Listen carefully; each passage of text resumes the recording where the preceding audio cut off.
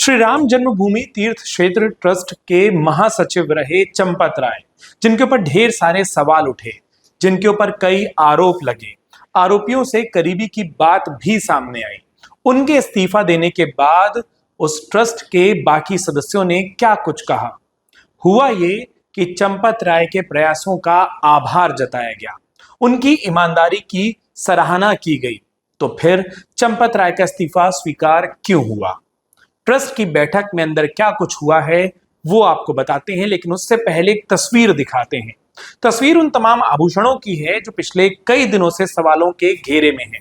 उन तमाम दानदाताओं ने, जिन्होंने कहा कि उन्होंने राम जन्मभूमि पर बने राम मंदिर के लिए ढेर सारे आभूषण दिए थे। किसी ने सोने की रामचरितमानस दी, तो किसी ने चांदी के काकभूषणी दिए, किसी ने भगवान राम के पैर दिए, किसी ने उन्हें हार दिया, और लोगों ने दावा किया कि ये सब भी चोरी हो गया है। आज जब ट्रस्ट की बैठक हुई तो वो सारे के सारे आभूषण ट्रस्ट ने सामने रख दिए और कहा कि हमारे पास हर एक उस सामान की लिस्ट है जो दान में आया है। तो फिर चोरी का सच क्या है, आइए आपको अब ये सुनाते हैं। जिस रामायण की चर्चा प्रसार माध्यमों में बहुत जोरों शोरों से हो रही है और जो स्वर्णांकित रामचरितमानस की पोथी यहाँ पर प्रदान की गई है, वो अत्यंत आदर के साथ सुरक्षित रखी हुई आप यहाँ पर देख सकते हैं। जिन काकभूषणी जी महाराज का बार बार नाम लिया जाता है कि कहाँ है, वे यहाँ पर विराजमान है। जो बड़ा कंठा हार भगवान के लिए आया, वह भी यहाँ पर आप देखेंगे। जिन पादुकाओं की बातें चली है, जिन पर भगवान के चरण चिन्ह अंकित है, ये पादुकाएं भी यहाँ पर है। ये सारे हमने केवल नमूने के रूप में जो वस्तुएं चर्चा में आई उन्हीं को यहाँ पर लाया है। ऐसी सारी 2800 वस्तुओं का पूरा संग्रह हम लोगों के पास सुरक्षित है। इसलिए किसी प्रकार के बवाल को निर्माण करने की आवश्यकता नहीं, किसी अफवाह का विश्वास करने की आवश्यकता नहीं। यदि किसी दानदाता को स्वयं को ऐसे लगता है कि मुझे मेरी कुछ वस्तु देखनी है, तो वह प्रमाण देकर के आकर के उस वस्तु का अवलोकन कर सकता है। यह हम लोग आप लोगों के लिए केवल उनमें से, क्योंकि वो बड़ा संग्रह है, यहाँ पर 5 महत्वपूर्ण वस्तुएं जिनकी चर्चा है आपके अवलोकन के लिए ले आए हैं। ऐसा निश्चित हुआ है कि न्यासी मंडल तो पूर्ण होगा, लेकिन 3 लोगों की हमने नियुक्ति की है जो हम लोगों को 3 नाम प्रस्तुत करेंगे। ये न्यायमूर्ति प्रदीप कोहली जो सेवानिवृत्त है, लेफ्टिनेंट जनरल विष्णुकांत चतुर्वेदी जो सेवानिवृत्त है, और जिन्होंने 10 वर्षों तक शिरडी का संस्थान पूरा सफलता के साथ चलाया, ऐसे सुरेश जी हावरे। इन तीनों की कमेटी हम निश्चित कर चुके हैं और ये तीनों अलग अलग लोगों के इंटरव्यू लेकर के और हम लोगों के पास नाम देंगे। उन 3 नामों में से हम उसका चयन करेंगे। यह काम कोई एक व्यक्ति नहीं करेगा, ये अनुभवी लोगों की कमेटी ये काम करेगी। आप कह रहे हैं कि जो देखिए, मैं चंपत राय जी के बारे में बोल सकता हूं।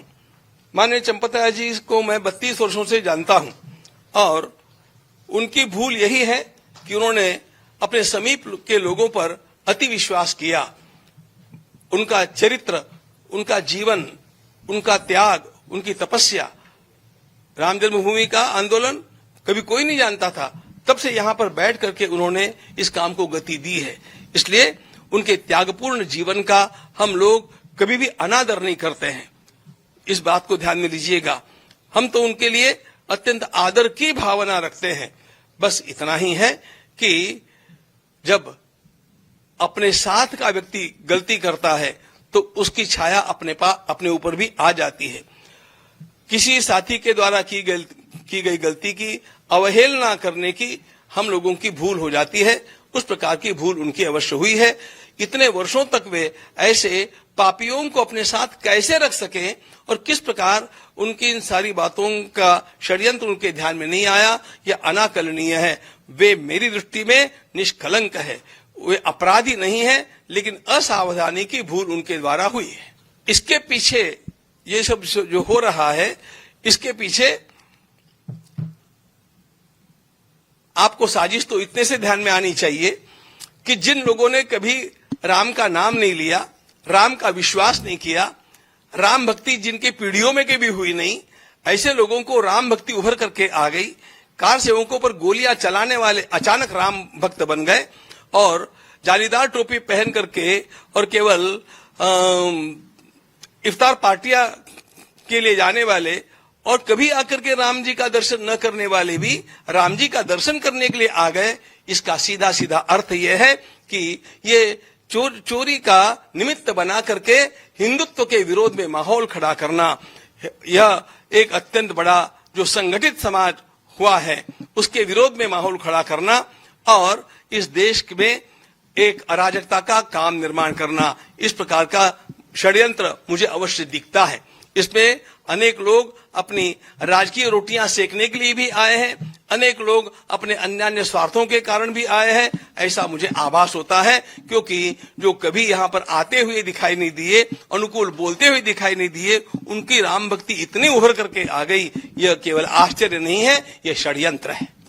ये सारा षड्यंत्र चलता रहा, उसमें आमूल चूल परिवर्तन करना हमारा कर्तव्य है। हम उसको करके रहेंगे और 1% भी डाउट न रहे इस प्रकार की प्रक्रिया को अपनाएंगे। इसके लिए हम लोग योग्य कदम उठाएंगे, सबका मार्गदर्शन लेंगे और इस राम मंदिर की जो प्रतिष्ठा पर आंच आई है उसको पूर्ण धो करके रहेंगे। आपके राज्य की खबरें, आपके शहर की खबरें सबसे पहले जानने के लिए देखते रहें अमर उजाला। चैनल को सब्सक्राइब जरूर कर लें और पाएं हर अपडेट।